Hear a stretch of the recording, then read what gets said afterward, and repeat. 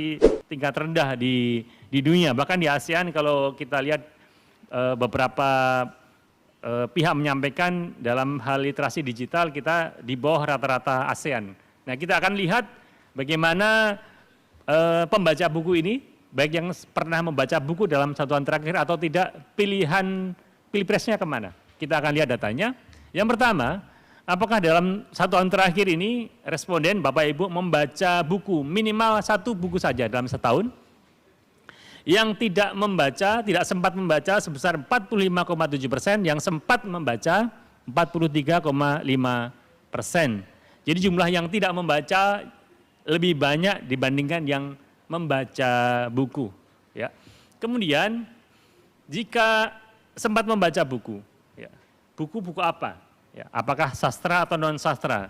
Paling banyak sebesar 63,3% publik membaca buku-buku non sastra. Sementara yang membaca sastra hanya 33,1%. Buku non sastra merupakan jenis buku yang paling banyak dibaca atau 63,3% banyak dibaca publik. Yang membaca buku juga kita uji paling banyak membaca buku fisik daripada digital.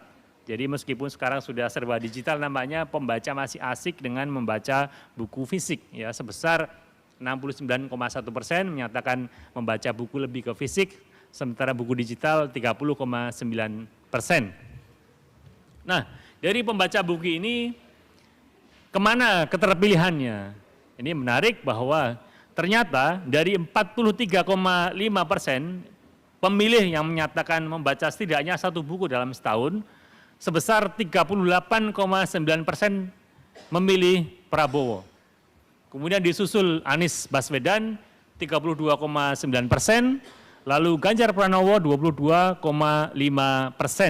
Jadi publik yang baca buku paling banyak pilihannya jatuh kepada Prabowo.